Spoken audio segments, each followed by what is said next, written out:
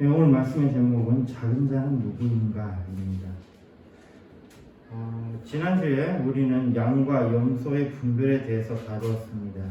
이 부분은 예수님이 직접 말씀하신 심판과 그 심판의 내용을 시행하는 왕이신 예수님의 모습을 말씀하고 있다는 점에서 정말로 중요한 부분입니다. 우리 기독교의 목적이 있다면 그것은 천국에 이르는 것, 즉 생명을 얻는 것입니다. 그 하나님 나라를 소유함에 있어서 주님의 직접적인 말씀은 우리에게 중요한 가이드가 될 것입니다. 앞선 설교에서 첫째로 하나님을 사랑하고 둘째로 내 이웃을 내 몸과 같이 사랑하라 라는 이 말씀은 첫째로 첫 번째에 대해서 예수를 믿는 믿음에 관한 말씀이고 두 번째에 대해서는 지극히 작은 자를 선대하는 것으로 우리의 행동 강령에 대해서 알 수 있는 부분이었습니다. 여기서 의문이 드는 것이 있다면 그렇다면 우리가 하나님의 나라를 소유하기 위해서 양과 염소의 분별에 있어서 중요한 지극히 작은 자의 선대에서 우리가 선대해야 할 지극히 작은 자가 누구인가라는 것입니다. 저도 지금까지 이렇게 많은 설교들을 들어봤지만 여기에 대해서 지극히 작은 자가 누구인지에 대해서 밝히는 설교를 들어본 적은 없는 것 같습니다. 근데 이것은 우리가 한번 다뤄봐야 될 문제입니다. 지극히 작은 자가 누군가. 우리가 그들을 선대해야 우리가 하나님의 나라에 들어갈 수 있고 우리가 그들을 선대해야 우리가 양의 편에 설 수 있으니까 이것은 정말로 중요한 부분입니다. 그리고 오늘 말씀은 양과 염소의 분별 후속 말씀이 될 것입니다. 우리가 주님의 재판 현장에서 양의 위치에 서기 위해서는 우리는 주님의 명령을 따라야 하는데, 다시 말해 주님의 계명을, 주님의 법을 지켜야 하는데 우리가 행할 그 대상이 누구냐를 아는 것은 우리 기독교인들에게는 정말로 중요한 일이 될 것입니다. 그래서 첫 번째로 살펴본 것은 본문 말씀입니다. 본문에서 명확하게 그 대상을 말씀하고 있다면 더없이 좋지 않겠습니까? 한국교회는 그리스도인의 가난을 강조했습니다. 그것과 함께 개인의 재물이 생기면 그것으로 헌금할 것을 요구해 왔습니다. 지금도 이단이라든지 나쁜 교주는 재산을 바칠 것을 강요합니다. 여하튼 가난에 만족하라고 하는 교회가 있었고, 그러면서도 가난한 자를 도우라. 가난한 자가, 즉 아무것도 없는 사람이 무엇으로 가난한 자를 돕겠습니까? 성경의 인물들은 대부분 거부였습니다. 엄청난 부자였어요. 적어도 재물을 모두 바치라고 한 것은 잘못된 것이 분명합니다. 가난해서는 남을 돕지 못합니다. 적어도 남에게 줄 것이 있는 자가 남을 도울 수 있습니다. 그러나 우리가 스스로 돌아보면 정말로 우리에게 충분한 재물이 없고 나눌 것이 없다고 생각할 수도 있을 것입니다. 그러나 걱정할 것이 없는 것이 우리에게 이미 은혜가 임했습니다. 마태복음 10장 8절에 말씀합니다. 너희가 거저 받았으니 거저 주어라. 우리가 남에게 베풀 수 있는 것은 이미 우리가 주님으로부터 받았다는 것입니다. 무엇으로든지 우리는 이미 줄 것이 있는 사람이라는 것이죠. 로마서 12장 11절에 말씀합니다. 부지런히 하여 게으르지 말고, 그리고 기독교인들은 게으르지 않고 열심히 끊임없이 노력하는 사람들입니다.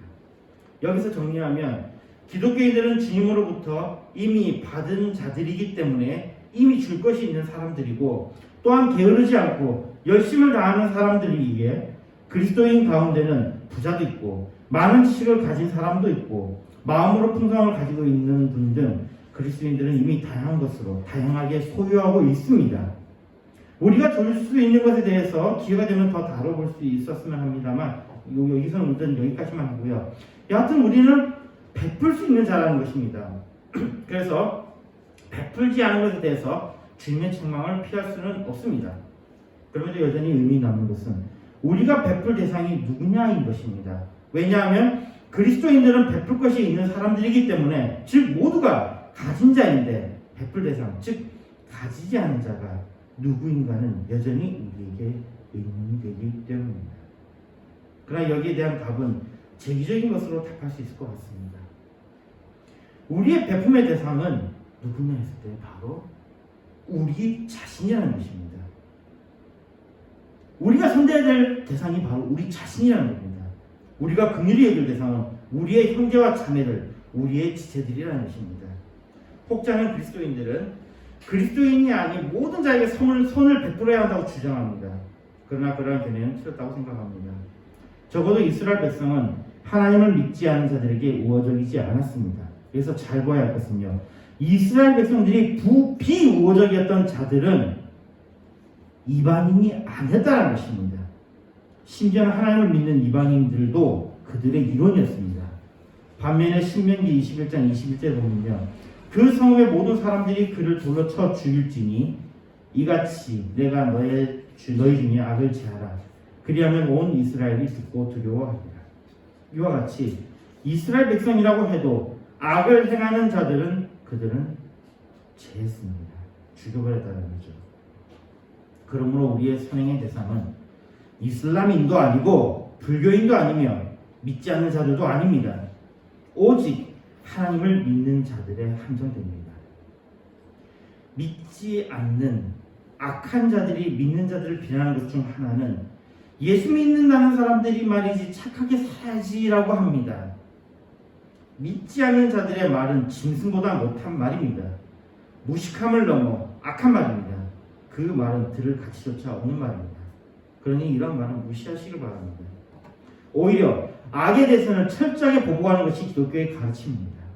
적어도 이스라엘 사람들은 이런 보복을 확실히 한 것 같습니다. 나치 이야기를 보면요, 이게 지금 나치 독일에 대해서 상당히 많이 정리된 걸 우리는 알고 있습니다. 반면에 대한민국에 대해서는 일본에 대해서 이 문제가 전범들에 대해서 처리되지 않은 것에 대해서 우리는 상당히 안타까워하고 있습니다. 그렇다면 이스라엘과 한국은 뭐가 다르다는 것입니까? 묘하게도 이스라엘도 1948년에 이 이스라엘 나라가 건국되었고요. 대한민국도 1948년도에 건국되었습니다. 그리고 둘 다 고통을 당했습니다. 한쪽은 나치라는 팀에 의해서 고통을 당했고, 한쪽은 일본 제국주의자들에 의해서 고통을 당했습니다. 그리고 한쪽에서는 여전히 나치에 대해서 보복을 하고 있고, 한쪽은 완전히 손을 놓았습니다. 뭐가 다르다는 것입니까? 그렇게 생각할 때는 우리 생각하기를 처리가 제대로 안 돼서 어쩌고저쩌고 이런 다른 이야기를 합니다만, 그러면 이스라엘은 과연 달라는 얘기입니다. 나치를 점령했던 이제 유럽의 연합군들은 역시 자신들의 이익을 위해서 여러 가지 것들을 머리를 굴립니다. 그리고 심지어는 나치에 있었던 사람들을 어떻게 하냐면 그들이 중요 요직에 기용까지 합니다. 우리는 그런 내용을 잘 모르고 있죠. 근데 그때 그랬어요. 마치 우리나라에 일본에 협조했던 사람들을 그대로 기용해서 썼던 것처럼 여기도 이랬다는 거예요. 자신들의 계산기를 두드렸다는 거죠. 그때의 이스라엘과 한국에 달랐던 점 바로 이것입니다. 이스라엘은 그래서 외국을 믿지 않았습니다. 스스로가 보복할 사람들을 모았다는 거죠. 스스로 자경단을 만든 것 같이 보입니다. 근데 한국은 그런 게 없었어요. 상당히 달랐습니다. 이스라엘은 스스로 보복단을 만들어 보복했습니다. 그 예가 홀로코스트의 주역이었던 아이만의 케이스입니다. 이스라엘이 각국에서 반대하고 방해를 했었습니다. 아이만을 잡는 데는요. 그럼에도 불구하고 모사드라는 중국 정보국에서요, 이 잘 살고 있는 아이만을 납치를 합니다. 다른 나라에 다 반대하고 방해를 놓고 있는 상황에서 이스라엘 단독으로 이 아이만을 납치를 해요. 그들 입장에서는 범죄가 성격인 거죠. 그러나 이스라엘은 이를 잡아갔습니다. 그리고 전범 재판에 세워서 이를 사형시켰습니다. 지금도 이스라엘은 여전히 나치에 협조했던 자들을 처단하고 있으며 이스라엘이 있는 한 그 보복은 끊이지 않고 계속될 것입니다. 이것이 이스라엘을 있게 하는 큰 힘입니다. 설령 그들로부터 이익이 없는 자들의 반대와 보호가 있다 하더라도 그들의 아픔은 묻히지 않을 것입니다. 악은 끝까지 보복해야 합니다. 다시 넘어와서 우리의 베품의 대상은 오직 그리스도인에 한정된 것임을 다시 밝힙니다. 그리고 지극히 작은 자에 대해서 살펴봅시다. 마태복음 25장 34절에서 40절에 말씀합니다. 그때에 임금이 그 오른편에 있는 자들에게 이르시되 내 아버지께 복받을 자들이여 나와 창세로부터 너희를 위하여 예비된 나라를 상속하라. 내가 줄일 때에 너희가 먹을 것을 주었고 목마를 때에 마시게 하였고 나그네 되었을 때에 영접하였고 벗었을 때에 옷을 입혔고 병들었을 때에 돌아보았고 옥에 갇혔을 때에 와서 보았느니라. 이에 의인이 대답하여 가로되 주여 우리가 어느 때에 주의 죽이신 것을 보고 공개하였으며 목마르신 것을 보고 마시게 하였나이까. 어느 때에 나그네 되신 것을 보고 영접하였으며 벗으신 것을 보고 입혔나이까. 어느 때에 병드신 것이나 옥에 갇히신 것을 보고 가서 배웠나이까 하니 임금이 대답하여 가로되 내가 진실로 너희에게 이르노니 너희가 여기 내 형제 중에 지극히 작은 자 하나에게 한 것이 곧 내게 한 것이니라 하시고. 자, 이 부분은 심판에서 굉장히 중요한 부분입니다. 그리고 이게 직접적으로 지극히 작은 자에 대해서 말씀하고 있는데, 근데 안타깝게도 지극히 작은 자에 대해서 밝히고 있지 않습니다. 그가 누구인지에 대해서 밝히고 있지 않아요. 그럼 우리는 이것을 이제는 추적해서 올라가 봐야 됩니다. 과연 이 지극히 작은 자가 누구인가? 이걸 알아야 우리가 제대로 신앙생활을 할 수 있는 거잖아요. 이걸 알아야 우리가 주님의 마지막 재판장에서 양의 편에 설 수 있는 거잖아요. 스가랴 7장 10절을 말씀합니다. 과부와 고아와 나그네와 궁핍한 자를 압제하지 말며 남을 해하려 하여 신중에 동하지 말라 하였으나. 일단 성경에서는 과부, 고아, 나그네를 약자로 보고 있습니다. 그리고 이것은 실제적인 것입니다. 단순한 것이 그냥 단순한 개인적인 것이 아니에요. 하나님은 그들을 돌볼 의무를 이스라엘 백성에게 지으셨습니다. 누가복음 18장 16절에 말씀합니다. 예수께서 그 어린아이들을 불러 가까이 하시고 이르시되 어린아이들이 내게 오는 것을 용납하고 금하지 말라. 하나님의 나라가 이런 자들의 것입니다. 이 말씀에서는 어린아이들이 작은 자인 것 같습니다. 또한 예수님께서 하나님의 나라는 이런 자의 것이라고 말씀하신 것을 의존하면 작은 자는 어린아이들과 같은 사람입니다. 그렇다고 여기서 착각하지 말 것은 어린아이가 아닙니다. 어린아이가 작은 자가 아니에요. 지금 전쟁을 하고 있는 과정에서도 계속해서 이야기하는데 어린아이가 사망했다, 어린아이가 다쳤다 자꾸 이렇게 강조하는데요. 어린아이가 아닙니다. 여기서는 어린아이 같은이에요. 어린아이가 아니라는 것을 분명히 밝힙니다. 세계적으로 어린아이를 선한 것을 믿는 듯이 보이는데요. 악한 아이는 악합니다. 또한 믿지 않는 자의 아이는 우리의 돌봄의 대상이 아닙니다. 여기 보면 선을 그어야 돼요. 악한 자들은 계속해서 이것을 모호하게 만들어서 어린아이들을 무조건 주둔하는데 우리는 이것을 받아들여서는 안 됩니다. 이걸 우리는 분명히 염두에 두어야 돼요. 여기서 얻을 수 있는 것은 작은 자는 의존할 수밖에 없는 사람들인 것 같습니다.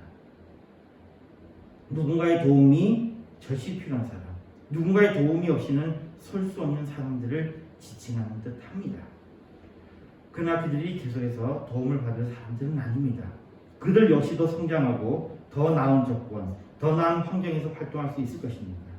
그럼 작은 자들이 이번에는 다른 작은 자들을 돌볼 수 있는 자가 되는 것입니다. 이렇게 이게 재기적인 모습이 될 수 있는 겁니다. 믿는 자들 중에서도 이제 시작한 자들, 바로 이렇게 또 홀로 서지 못하는 자들, 이런 자들이 바로 우리의 배려의 대상입니다. 그러나 그들은 또 역시 머물러 있어서는 안 됩니다. 그들은 자라나야 됩니다. 성장해야 됩니다. 덧붙여서 계속해서 받기만 하는 자들, 받는 것이 권리가 되는 자들에 대해서는 우리는 이들에 대해서는 다르게 생각할 필요가 있습니다. 받기만 하는 자들은 양쪽이 아니라 염소 쪽에 있는 사람들에 가까워 보입니다. 여기서 정리하면 실제로 도움이 필요한 그리스도인들이 작은 자라고 할 수 있습니다. 그리고 그들을 환대하는 것은 그리스도인들의 의무입니다. 말로만 돕는 것이 아니라 실제로 도와야 된다는 것입니다. 요한복음 19장 28절에 말씀합니다. 이후에 예수께서 모든 일이 이미 이른 줄 아시고 성경으로 응하게 하려 하사 가라사대 내가 목마르다 하시니. 이 말씀은 십자가에 달려 돌아가신 주님이 십자가상에서 하신 말씀입니다. 우리가 두 번째로 생각해 볼 수 있는 것은 바로 예수님이 작은 자이시다는 겁니다. 이걸 우리가 잘 보시면요, 이 예수님께서 이 비유를 말씀하신 것과 바로 맞닿아 있어요. 바로 맞닿아 있습니다. 작은 자에 관한 이야기를 하는데요. 아까 거기 보니까 뭐가 있죠? 목마를 때에 마실 것을 주었다 그랬죠. 근데 그 모습이 바로 예수님의 십자가상에서 목마르다라는 말씀하십니다. 예수님은 배부르다 말씀하십니다. 예수님께서는 옷도 가지셨어요. 이 작은 자의 모습이 바로 예수님이라는 것을 우리는 다시 생각해 볼 수 있는 겁니다. 빌립보서 2장 7절에 말씀합니다. 오히려 자기를 비워 종의 형체를 가져 사람들과 같이 되었고, 주님은 사람의 형체를 입고 이 땅에 오셨습니다. 그리고 낮고 천한 곳에서 낮고 천한 자로 오셨습니다. 말구에 누우셨고 목수의 집안으로 오셨습니다. 그리고 죄수의 모습으로 끌려다니셨고 죄인으로 십자가에 못 박히셨습니다. 너무 낮은 자의 모습으로 오셨기에 정말로 많은 사람들은 그리스도를 알지 못했습니다. 마태복음 25장 41절에서 43절에 말씀합니다. 또 왼편에 있는 자들이 이르시되 저주를 받은 자들아, 나를 떠나 마귀와 그 사자들을 위하여 예비된 영영한 불에 들어가라.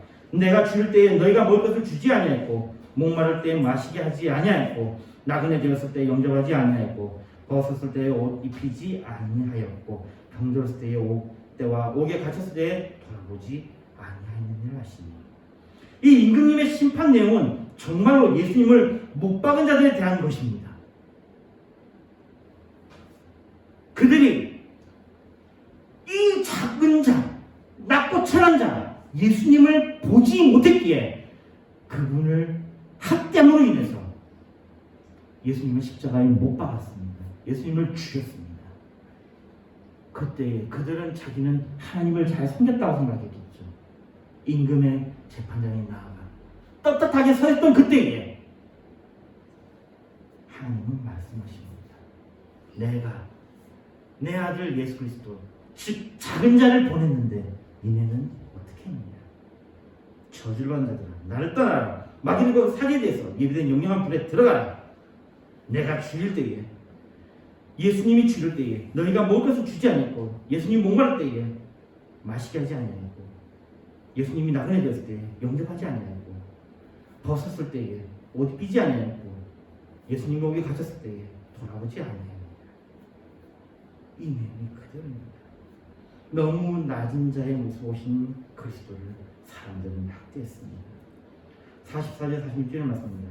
저희도 대답하여 주여 우리가 어느 때에 주의 주신 것이나 목마르신 것이나 나그네 되신 것이나 벗으신 것이나 병드신 것이나 옥에 갇히신 것을 보고 공양치 아니하더이까. 이 임금이 대답하여 가로되 내가 진실로 너에게 이르노니 이 지극히 작은 자 하나에게 하지 아니한 것이 곧 내게 하지 아니한 것이나 하시니 저희는 영광에 의인들은 영생에 들어가리라 하십니다. 이 판결은 그리스도를 몰랐던 자들에 대해서 영벌을, 그리스도를 영접한 자들에 대해서는 생명을 말씀하는 것으로 해석할 수 있습니다. 여기에 이제 명확해집니다. 바로 지극히 작은 자는 바로 예수 그리스도였다는 것입니다. 자, 그리고 또 하나 더 있습니다. 주님의 비유는 정말 사람들을 그렇게 행하는 것이었습니다. 어떤 사람들은 정말로 지극히 작은 자로 오신 예수님을 환대했고, 어떤 자들은 정말 지극히 작은 자로 오신 예수님을 학대했습니다. 세 번째는 작은 자는 바로 나 자신입니다. 바울은 원래 이름이 큰 자, 위대한 자라는 의미를 가진 사울이었습니다. 그러나 그는 자신의 이름을 작은 자 바울로 바꿨습니다. 에베소 3장 8절에 말씀합니다. 모든 성도 중에 지극히 작은 자보다 더 작은 나에게 이 은혜를 주신 것은 측량할 수 없는 그리스도의 품성을 이방인에게 전하게 하시고, 큰 자는 사울은 그리스도의 은혜를 입고 자신의 죄를 회개하는 작은 자 바울이 되었습니다. 그리고 그 작은 자로 불린 바울은 주님의 은혜를 입어 누구보다도 위대한 사람으로 우리에게 기억됩니다. 누가복음 18장 14절에 말씀합니다. 내가 너희에게 이르노니 이 사람이 저보다 의롭다 하심을 받고 집에 내려가느니라. 무릇 자기를 높이는 자는 낮아지고 자기를 낮추는 자는 높아지리라 하십니다. 주님 말씀이 그에 딱 맞는 말씀입니다. 나 자신에 대해서 생각해 보십시오. 디모데전서 1장 15절입니다. 밑보다 모든 사람이 받을 만한 이 말이여 그리스도 예수께서 죄인을 구원하시려고 세상을 임하셨다 하였도다. 죄인 중에 내가 괴수니라. 바울은 자신이 죄인 중에 괴수라고 표현했는데 우리는 어떠합니까? 여기에 우리에게 요구되는 것은 바로 우리도 바울이 되는 것입니다. 아니, 우리의 원래 모습을 인정하고 깨닫는 것이 필요합니다. 우리는 주님의 은혜가 아니면 정말로 아무것도 아니며 아무것도 할 수 없는 지극히 작은 자입니다.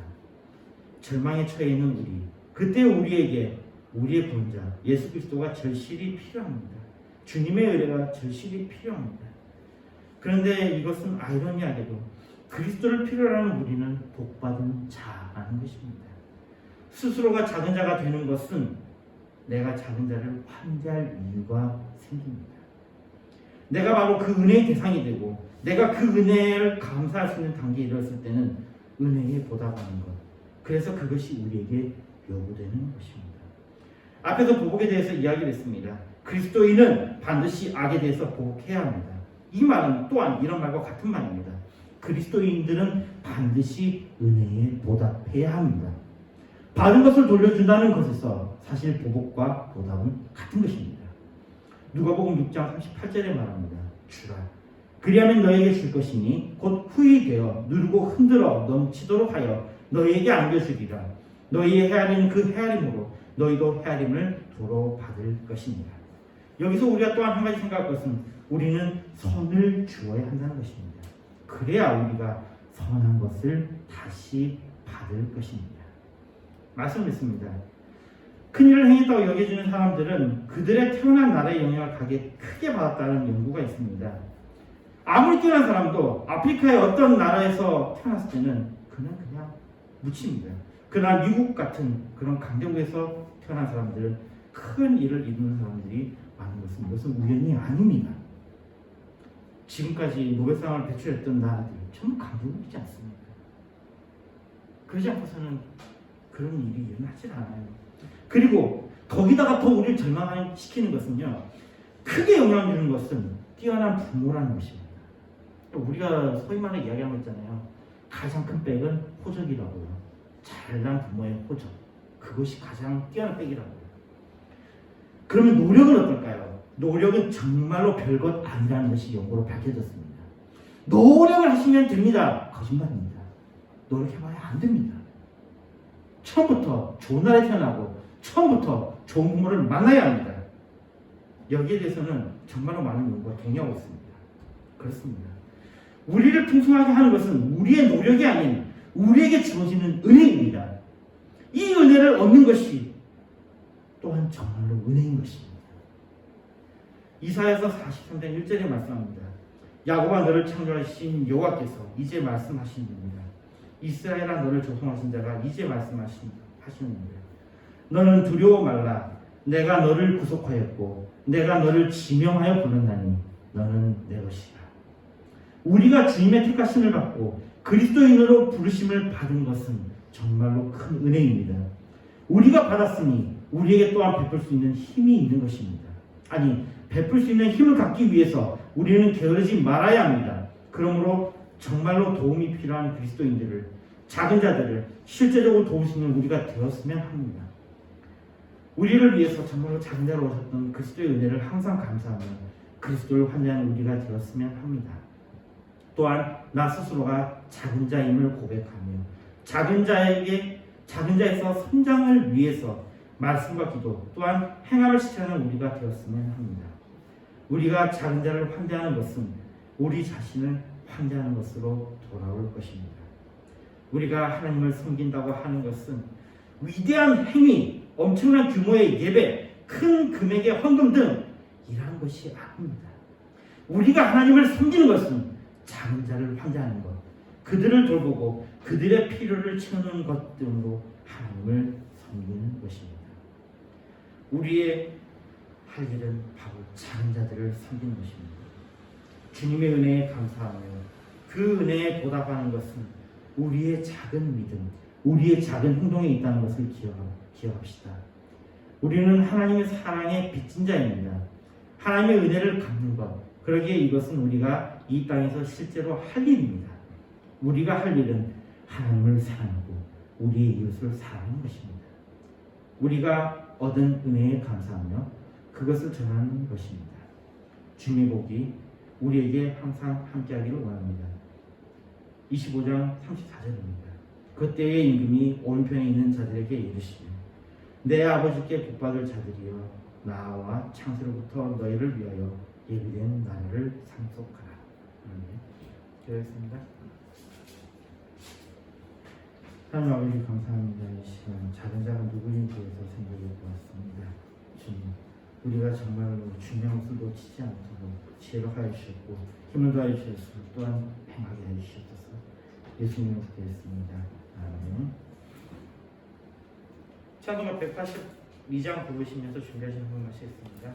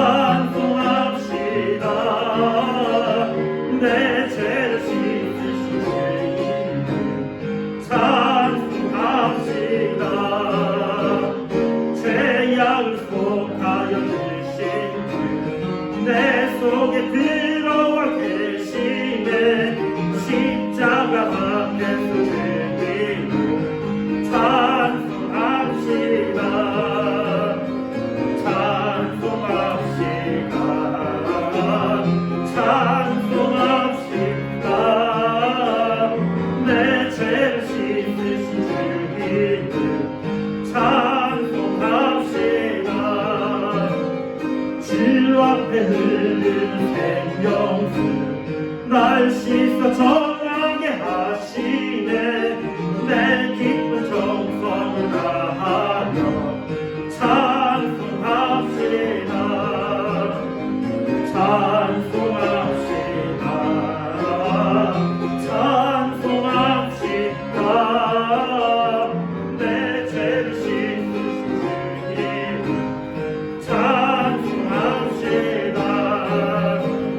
내 주께 회개한 양심 은연수 가운데 젖었네. 늘 먹고 쓴다는 주님 찬송합시다. 찬송합시다. 찬송합시다.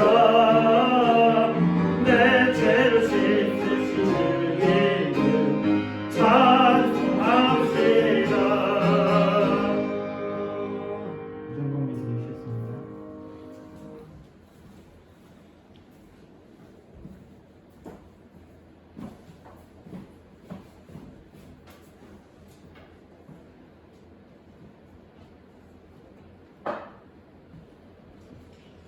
기도하겠습니다. 주님의 입장을 오실 때도 세상을 오실 때도 있습니다. 최영아 오실 때도 있습니다. 최영아 감사합니다. 하나님 은혜 감사드립니다. 예수 그리스도님 감사하고 감사합니다. 참투 감사합니다. 그때그때 형편에 따라 세워주시는 것을 바랍니다.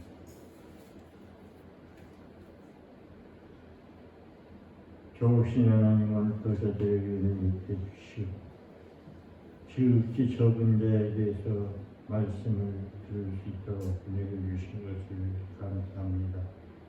정말 우리가 바르게 신앙할 수 있도록 도와주시고 하나님이 기뻐하시는 삶을 살기에 노력함으로 늘 주님 중심, 말씀 중심 하나님의 그 놀라운 은혜 속에서 살아가게 노력함이 없도록 늘 우리가 마음에 지혜를 넘쳐 충만을 다하여 주셔서 말씀 붙들고 살기에 노력함이 없도록 영권과 영열 만매를 해주시고 더욱더 영간에 강건케 하여 주옵소서. 이 예물이 세진 물에 하나님의 나라가 확장되게 하시고 또 또한 아버지는 사람 살리고 영혼 살리고 생명 살린 데 쓰는데 이 예물이 사용되도록 주님 도와주옵소서. 감사를 드렸고 예수님의 이름으로 기도드리옵나이다. 아멘.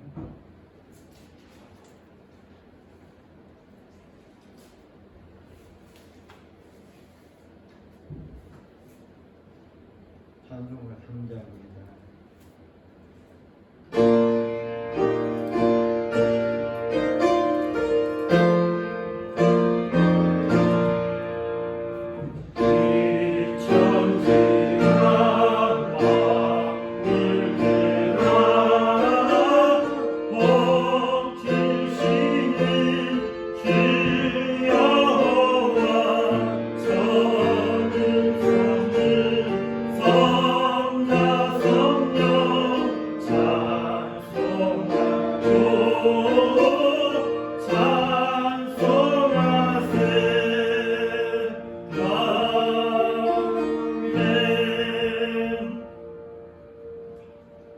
기도하겠습니다.